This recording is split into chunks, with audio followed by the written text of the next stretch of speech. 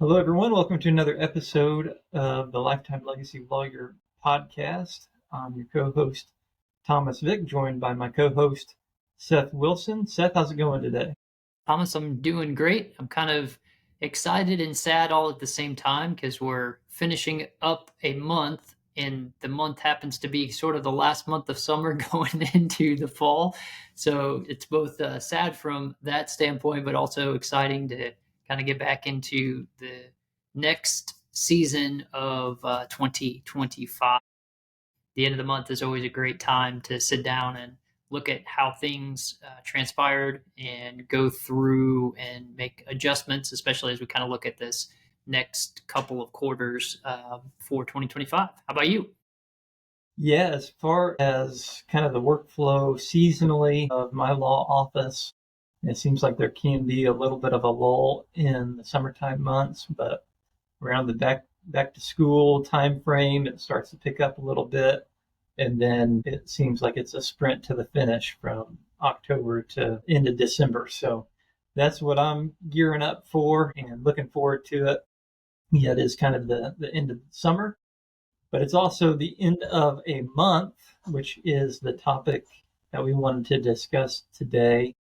What are some of the procedures that need to take place or should take place in a law office at the conclusion of each month? You got so many different areas to manage. You got the law practice itself, end of the month issues, maybe invoicing, maybe wrapping up some matters, cleaning up your files, that kind of thing. But then also you've got accounting that needs to be done. You got a lot of different tasks that might need to be done at the end of a month. So we wanted to talk about that topic today and kind of give some helpful hints about how to manage a law.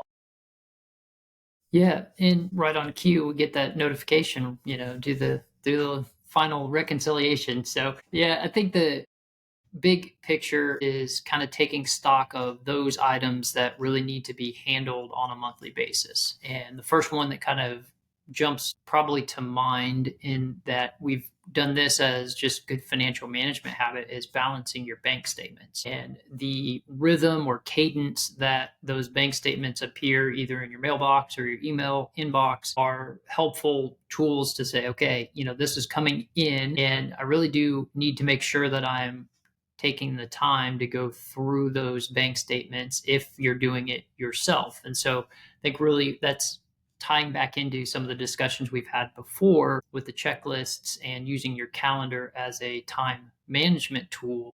Make sure you've got sufficient time blocked off to do that and make that a priority. And so that would be step number one, I think, is gather the bank statements and then balance those accounts.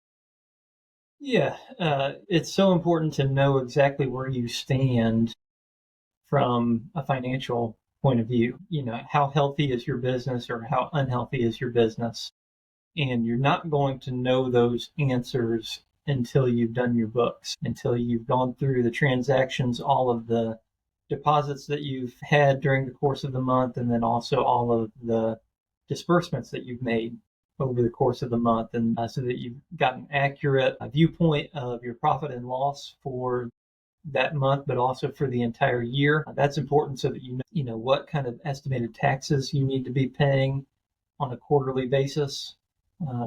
And for a long time, I had been doing that type of thing on my own, and I might not actually do it every month, but every couple months, I would go back in there and go into QuickBooks or whatever the accounting software is and match transactions and get everything lined up so that you've got an accurate point of view on your estimated tax liability. And then, you're not sweating it every quarter trying to figure out how much you need to pay the IRS or your particular state. You just already know about where you need to be. And so that's really important to just have a good picture of your financial situation. Yeah, and I think it's really important just as that habit develops that you're looking at all of those things and keeping it organized well. So you mentioned using QuickBooks. I think that's a fairly well-known tool set in terms of the accounting world. being familiar with running the books of a company. And so QuickBooks is got a bunch of different versions, but the most popular one that at least I hear of is the online version. And it's a subscription, as of course every software is in today's day and age. And so you have access to that. And if you utilize the services of an accountant, that accountant can have access to your books through QuickBooks and can help answer questions as they come up. But really, kind of having those categorizations of, where was this expense? Is that an law firm operational expense? Was that a reimbursed expense or a cost advanced on behalf of a client that we're going to get paid back on an invoice? And then how does the invoicing work? Are you using the QuickBooks Online invoicing tools to send out your invoice and track payments, or are you using a practice management tool that then synchronizes or works with QuickBooks to track all of those things? And so my setup for our office is Clio, as we've talked about many times, but we use the Clio Manage piece of the puzzle to track all of our payments and account receivable and those kind of things. But that synchronizes with QuickBooks. And so we're using that back end tool to help us on a week, day by day, week by week, month by month, et cetera, to track everything. And I actually use a version of QuickBooks Online that allows for budgeting.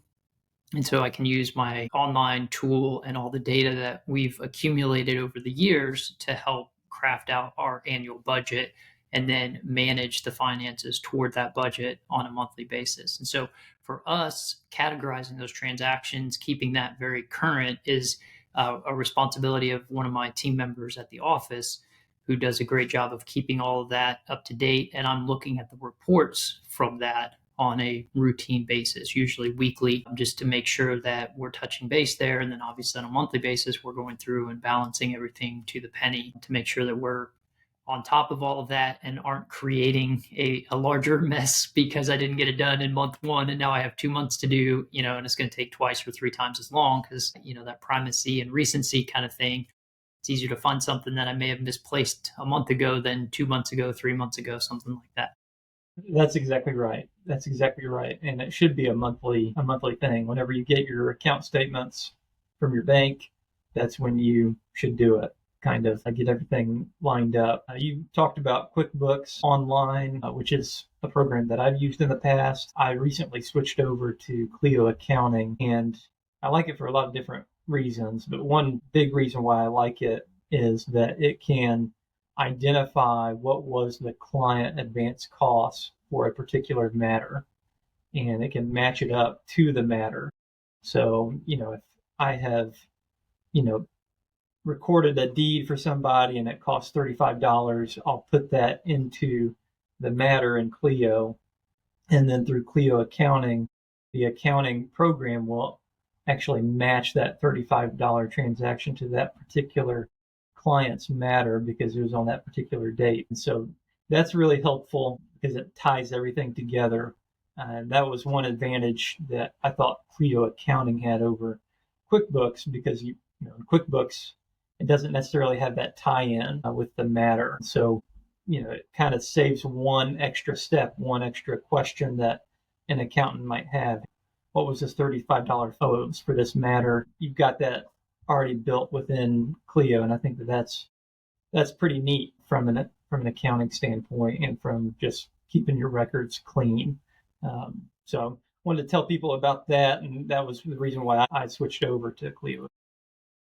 Yeah, and that's great. And you and I were talking before we started recording that I've looked into that for our office as well because there seems to be a lot of law firm specific tools that were built into Clio Accounting because it sort of came along later in Clio's suite of offerings.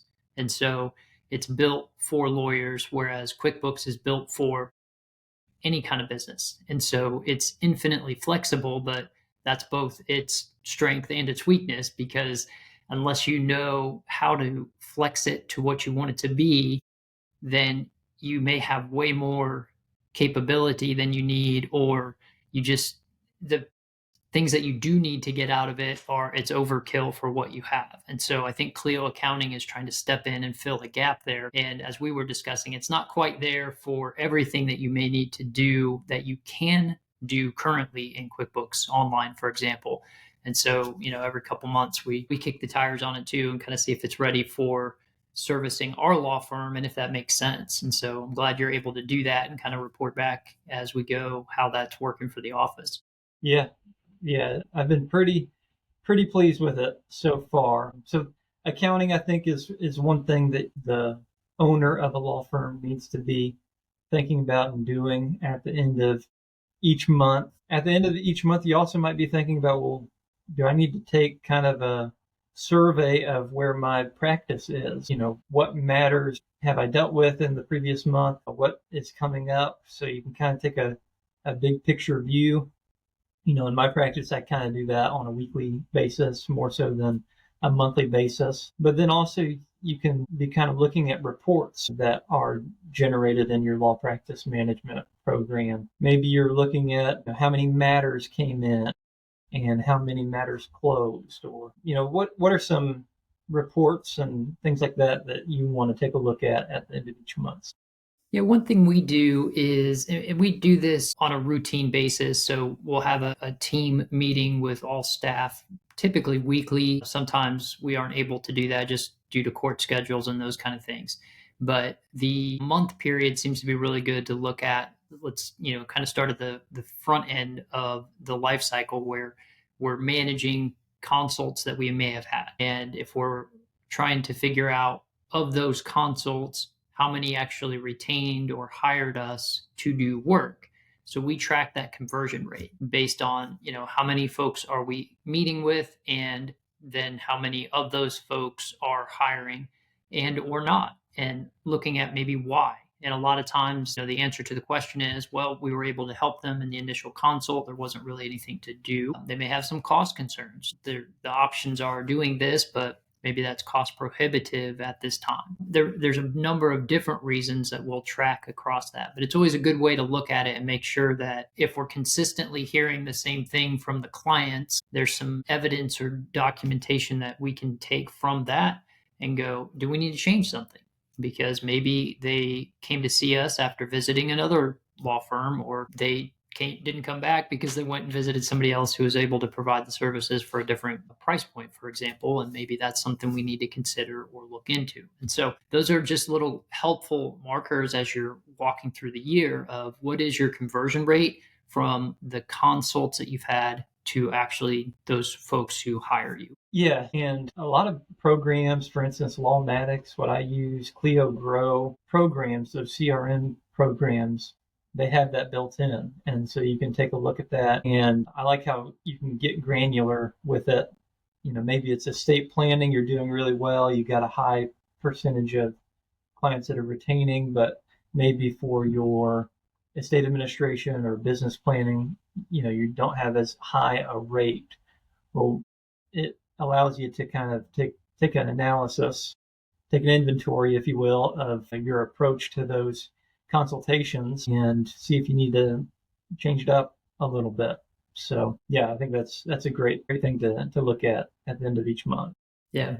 And then I think the overall success or not success of your financial numbers on the year or the month, right? So you want to be looking at the revenue generated and the net income as a result of that, right? So in very high level basic terms, you bring in a number that's your income, but that's a gross number because you have to subtract out your expenses, and that leaves you with a net income number. And that's if you made money that particular time period. And so hopefully most months you're seeing that on the positive side of the net income bubble. But there are months where that doesn't happen because for whatever reason you may have had more expenses or a higher month worth of expenses because you had some annual costs coming out. And so having that data on a monthly basis can be helpful to give you a longer term view so you don't have that stress of, oh man, we didn't make what we were supposed to. Well, yeah, but last month we made more than we were expecting on our budget or our anticipated numbers. And so you can call, just kind of quiet the waves a little bit and try to keep that steady across as you're looking at those net income numbers. So I know you and I both use Clio, but what are some of the reports that you kind of look at to help dive into some of the more detailed information about what generates? Yeah, I look at the fee allocation report to determine, where the fees are coming from. Did they come from me? Did they come from my associate? Did they come from my paralegal? Did they come from other staff? Where did they come from? And that helps me to understand who's being productive, who's bringing value to the firm, who's not, doing maybe as much. Gives me a snapshot of that. But then depending upon how you're paying people, maybe that fee allocation report is part of their quarterly bonus or their annual bonus. And that could be a way to measure success and kind of incentivize employees to do well. Obviously, you got some ethical rules about fee sharing among non-attorneys, but among attorneys in the firm, fee sharing is certainly allowed. So the monthly reports are a great way of keeping track of how those bonuses are to be paid out. Yeah, I think that's a great point to think about as well is you want to have sort of the story of the past month. And this is not a projection, it's a rear view, right? So we're looking back at what happened. And the fee allocation report itself doesn't really show you too much about, what work was done during that month for that may be coming back in from next month's billing, for example. But is a scorecard, if you will, of how well or how productive from a financial perspective the office was in the prior period. Because it's all about money that has been paid to the firm in the past month. That's right. Yeah. So these are real numbers. We call them dollars in the door. And as you're looking at that and you're trying to make payroll and you're trying to pay the rent check every month or the mortgage or whatever it is in your situation, then you need to know, okay, this is what I did. And I kind of know intuitively because I was here every day this month that everybody was here and that we're working, somebody wasn't on vacation or something like that. And or if they were, I kind of know to expect potentially that they'll have a little bit of a dip in their numbers this particular month. And again, having that regular review is so helpful because you can see those patterns and hey, we got a personal injury case resolved, and those are typically contingent cases. And so when they do pay in, the numbers may be a little bit larger than for your normal day-to-day transactions. And so you'll see a little bit of a spike on your chart there that said, oh, why was that month so much higher? Oh, okay, we were able to resolve that case and the attorney fee got paid. And so those are good indicators as well, because you need to know that's not going to be every month. You certainly would like that to be the case, but normally that's a little bit more of a hit or a miss scenario. And so you need to know sort of what the highs and the lows are going to be and figure out what your average is going to look like for that cash flow perspective.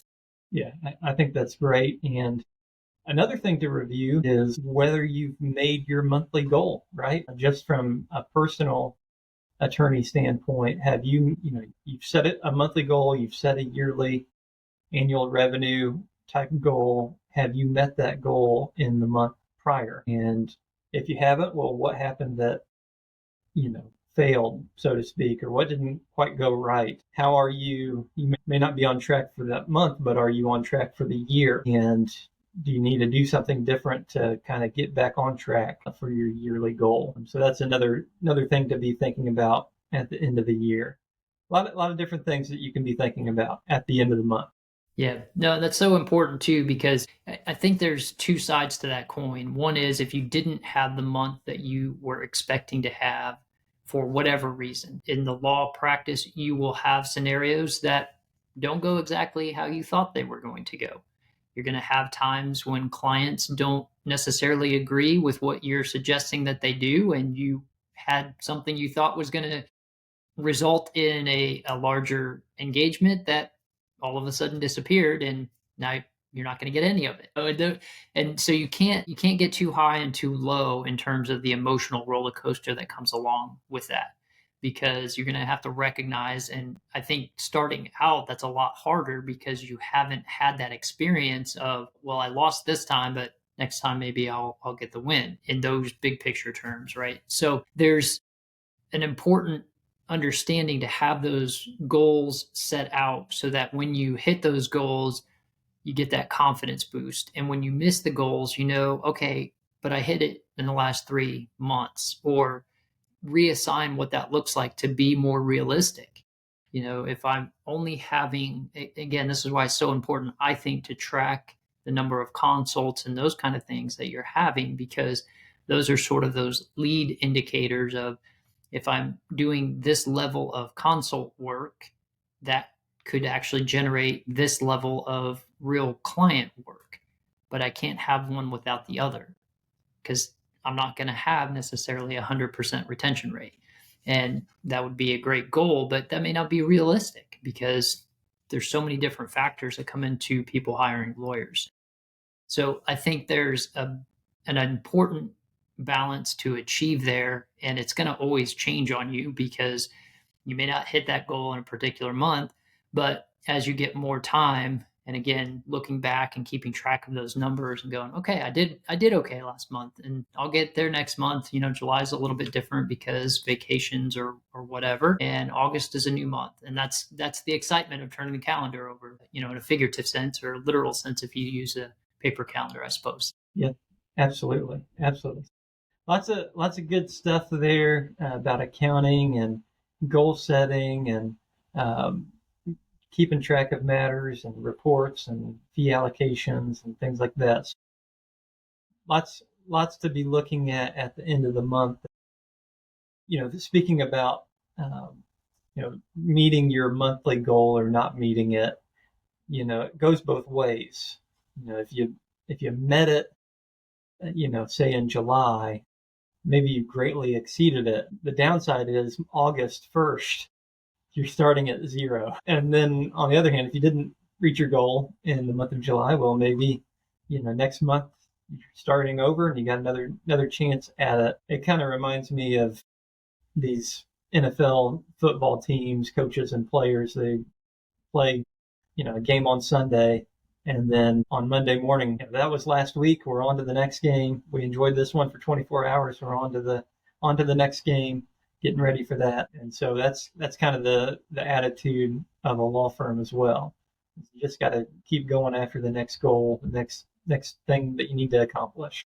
Yeah, that's such a good point. And I think that's part of the excitement of running your own firm is you get to set those markers and go, okay, I didn't quite hit where I wanted to. I understand why, because I've looked at my numbers and I know what's going on. Or hopefully that came to you, and it wasn't a complete mystery. That's a different discussion, I'm sure. And then being able to get rejuvenated and excited about the next opportunity or the next challenge that's ahead, and then going and giving that everything you've got to get through that next month. And then take a look at it. How do we do? I always like to review things for your wins, your losses, and your lessons. And so at the end of every day, week, month, whatever it is, just try to jot down a few things of, okay, what were some of the wins? Let's celebrate that, because that's a good thing, keeps us going. What are some of the losses that we had, and what are some of the lessons we can learn from both of those? And that's been a good framework for me to just keep that win in perspective, because I can often go right to the negative and, man, I got a lot of losses. But then you start seeing it kind of stack up either next to each other, or however you lay it out on your legal pad there or your Word doc as you're typing, and you go, you know what, I can find just as many wins as losses if I look for them. That's really the lesson that kind of keeps going. Okay, how do I get better? How do I replicate those wins? Because I always felt like I learned more from a loss than I did from a win. And so that's why I do that 3 different things, because my brain tends to go right to the losses, and I'll start filling that section out. And I'm like, wait a minute, that's too much. I need to get back over here and reframe how I'm thinking about it. Yeah. Yeah, I love that, being reflective on your wins and losses and lessons, and just trying to, improve yourself along the way. So much about law practice on your own is self-improvement. You're not going to be the same attorney that you were 10 years ago once you've been in practice 10 years if you're doing it right. I reflect on, my practice, and every year I've been able to say, well, I didn't know that aspect of the law like I do now, or I handle that client situation, that interaction differently now than I did, a year ago because of this particular experience that I had. I dealt with this client this particular way. And so you just are stair stepping it along the way and getting better as time moves on. That's all you can do. Just start where you are and you just get better over time.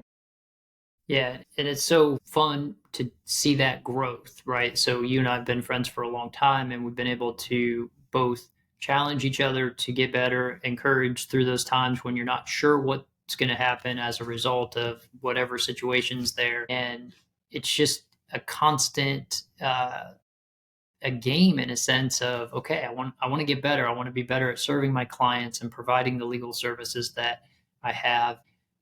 Become that person that is kind of the ideal in my mind of how I want to treat people and make sure that they're receiving that treatment. And it's very validating when you start seeing that pay off over time as you've been working really hard to build your practice. And that's just a cool thing to have that opportunity to now have a body of work, so to speak, to look back on. When you first start out, you're just kind of scrambling and trying to get your head above water, and that survival mode or instinct is there. And over time, you get a chance to, okay, I can do this. And then you'll realize, oh man, I don't really know all I thought I knew. And then you'll do it again, and each time you're getting a little bit better, and you'll go through those humbling opportunities, probably more than you want to, but that's what helps you go and realize the more you know, the more you don't know. And that's kind of fun. And it keeps you excited to get up to go to work every day. Be a lifelong learner. That's one of the takeaways for today's podcast.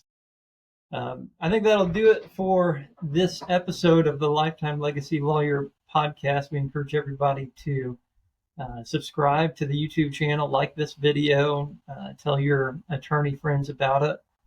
We're trying to help lawyers launch their solo and small firm practices and help manage practices along the way. So encourage everybody to help us get the message out. Awesome. Well, thanks, Thomas, for the time, and we'll see you on the next one. Thank you, Seth.